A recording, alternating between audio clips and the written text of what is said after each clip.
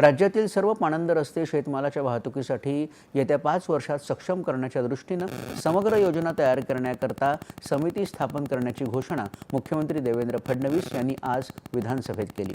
महसूल मंत्री चंद्रशेखर बावनकुळे यांच्या अध्यक्षतेखाली ही समिती स्थापन केली असून समितीनं 1 महिन्यात याचा अहवाल द्यायचा आहे असं त्यांनी सांगितलं।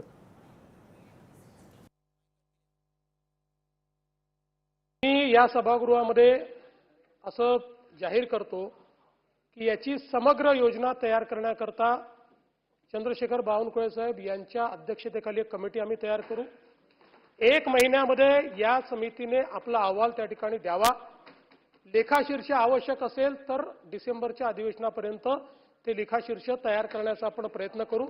कॉन्व्हर्जन्सनी जर योजना पूर्ण होत असेल आणि त्याला कुठल्या तरी याच्यातनं पैसे द्यायचे असतील तर तशाही प्रकारचं जे काही या ठिकाणी आपण ठरवाल, पण या समितीने पुढच्या 5 वर्षामध्ये राज्यातले सगळे पाणंद रस्ते हे त्या ठिकाणी शेतकऱ्यांना त्यांच्या मालाची आवाजाही करता येईल या दृष्टीनं मजबूत करणे याकरता उपाययोजना सुचवावी आणि 1 महिन्यात त्याचा अहवाल शासनाला सादर करावा। राज्यातील वन विभागाच्या बाहेर असणाऱ्या बफर झोनमध्ये जंगली प्राण्यांच्या भीतीमुळे शेतीनं होणाऱ्या शेतजमिनी वार्षिक भाड्यानं घेऊन त्यावर सौर ऊर्जा प्रकल्प अथवा सुगंधी गवत तयार करण्याचा निर्णय घेण्यात आला आहे अशी माहिती वनमंत्री गणेश नाईक यांनी आज विधानसभेत दिली।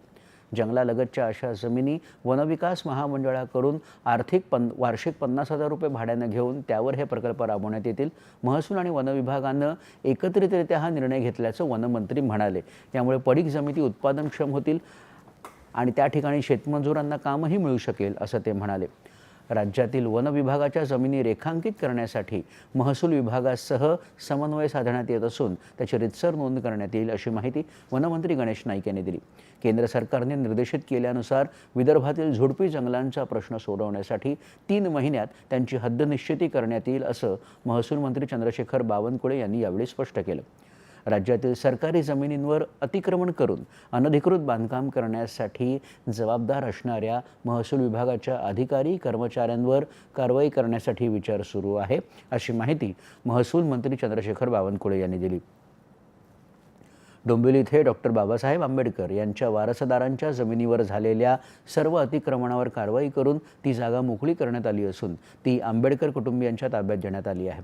या अतिक्रमणासाठी जबाबदार महापालिका आणि महसूल विभागाचे अधिकारी कर्मचाऱ्यांवर कारवाई करण्यासाठी नगरविकास आणि गृह विभागाकडे प्रस्ताव सादर करण्यात येईल असंही मंत्री म्हणाले। दरम्यान MPSC मार्फत 7,000 लिपिक आणि टंकलेखक पदांसाठी घेतलेल्या परीक्षेसंदर्भात काही विद्यार्थी मॅटमध्ये अपिलात गेले होते। त्याबाबतचा तोंडी निर्णय आला आहे।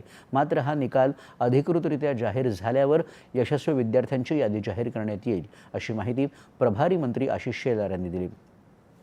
याबाबतची लक्षवेधी सूचना हेमंत रासने यांनी उपस्थित केली होती। त्यावर रोहित पवार यांनी उपप्रश्न विचारले। स्पर्धा परीक्षा देणाऱ्या विद्यार्थ्यांसाठी प्रतिभा सेतू नावाचा नवा प्रकल्प राबवण्यात येईल अशी घोषणाही मंत्री शेलार यांनी यावेळी केली। वसई विरार महापालिका हद्दीत अनधिकृत बांधकाम करून भोगवटा दाखला न घेणाऱ्या तसंच महापालिकेची कोट्यवधी रुपयांची रक्कम थकवणाऱ्या विकासकांचं सर्वेक्षण करण्याचा निर्णय घेण्यात आला असून त्यामुळे पिण्याच्या पाण्यासाठी वंचित राहिलेल्या नागरिकांचा विचार सहानुभूतीपूर्वक केला जाईल अशी माहिती नगरविकास राज्यमंत्री माधुरी मिसाळ यांनी दिली। बळजबरीने अथवा आमिष दाखवून धर्मांतरण करण्याविरोधी कडक कायदा करण्यासाठी पोलीस महासंचालकांची समिती नेमण्यात आली होती। त्यांचा अहवाल प्राप्त झाला आहे। त्यानुसार पुढील कारवाई करण्यात येईल अशी ग्वाही मुख्यमंत्री देवेंद्र फडणवीस यांनी दिली। याबाबतची लक्षवेधी सूचना गोपीचंद पडळकर यांनी उपस्थित केली होती।